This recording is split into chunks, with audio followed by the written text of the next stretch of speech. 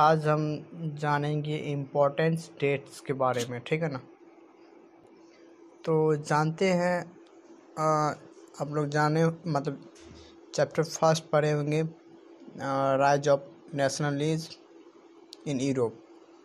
उसमें आप देखेंगे बहुत से डेट आएंगे, आप लोग को याद करने में आसानी रहेगा, ठीक है ना। हम बताते हैं, आप लोग देखिएगा।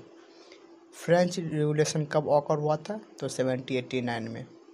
Napoleon invaded Italy, Napoleon war began. Napoleon invaded Italy, Napoleon war कब बिगन हुआ? तो 1797 में, ठीक है। Ireland was forcibly incorporated into the United Kingdom. यह कब हुआ था? 1801 में। और नेपोलियनिक कोड और civil code was introduce abolishing privileges base. कब हुआ था? 1804 में। मतलब नेपोलियनिक कोड या सिविल कोड कब इंट्रोड्यूस किया गया था? 1804 में, ठीक है। On the birth privilege based on birth upheld equality before law and secure right to property की बेसिस पे, ठीक है। देखते हैं आगे। 1815 में defect of Napoleon by European power, Britain, Persia, Russia and Australia. 1815 में, ठीक है। 1815 में और घटना घटी थी, दो और बताते हैं। European power meet at Vienna to dream up a settlement for Europe.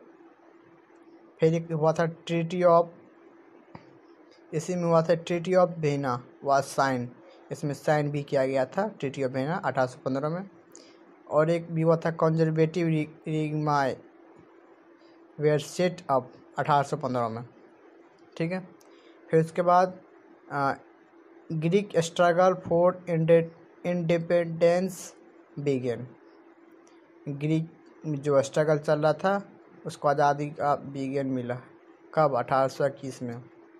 1830 में July revolution spark an uprising in Brussels led to Belgium breaking away from the United Kingdom of Netherland. 1830 में, ठीक है। जुलाई रिवोल्यूशन स्पार्क हुआ, uprising in Brussels में uprise हुआ, विच lead को lead करा था बेल्जियम ब्रेकिंग अवे, और फिर उससे टूट गया कौन?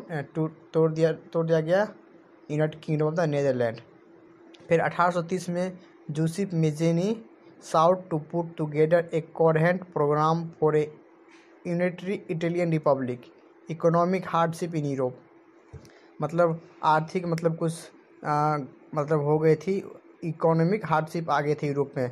तब क्या कहता है, जोसेफ मेज़ेनी ने इसमें बढ़ चढ़ के भाग लिया इस प्रोग्राम में और उसको यूनाइटेड इटली रिपब्लिक कराया।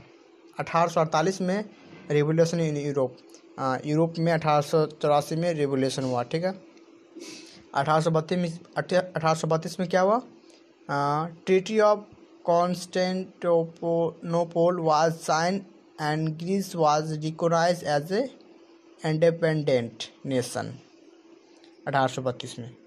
1884 में क्या हुआ? Renunciation of the French monarch, ठीक है। 1884 में ये सब भी घटना हुई। 1884 में और हुआ 831 elected representative March toward the Frankfurt parliament and drafted the constitution for a German nation. 1831 elected representative जो थे वो मार्च किए कहाँ? फ्रैंकफर्ट पार्लियामेंट गए and drafted constitution for German nation के लिए ड्राफ्ट किए।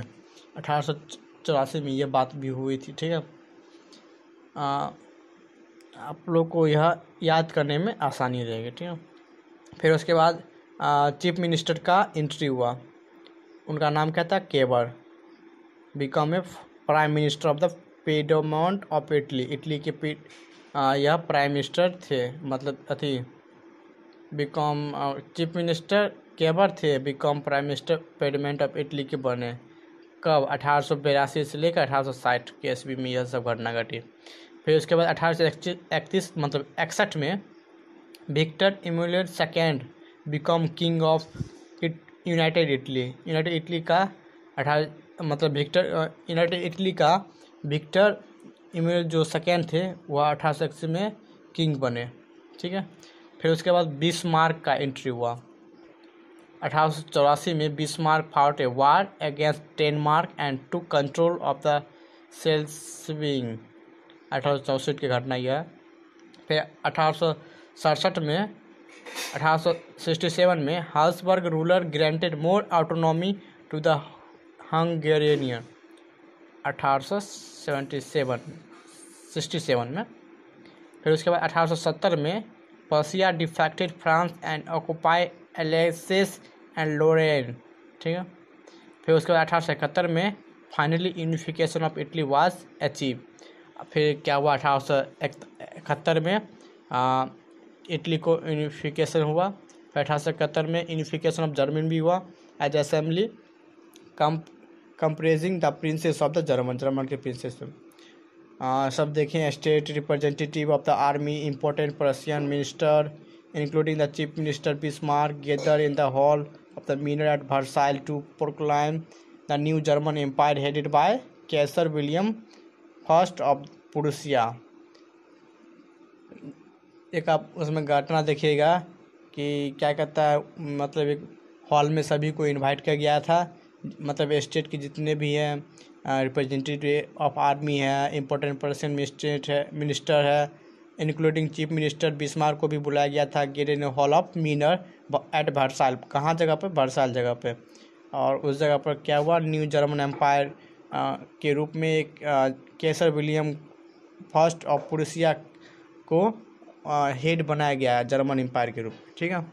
फिर उसके बाद 1905 में Serb nation gather force in the Habsburg and Ottoman empire. 1905 में Serb nationalism gather force in the Habsburg and Ottoman empire. और लास्ट में 1914 में उसके बाद क्या हुआ, वर्ल्ड वार का शुरुआत हो गया, ठीक है। आप थर्ड चैप्टर में देखिएगा नेशनलिज यूरोप में, उसका भी हम आगे 1914 के बाद देखेंगे, ठीक है। इंपॉर्टेंट डेट्स से रिलेटेड ये आपको 7 मिनट के अंदर इतने हम डेट्स के बारे में बता दिए, ठीक है।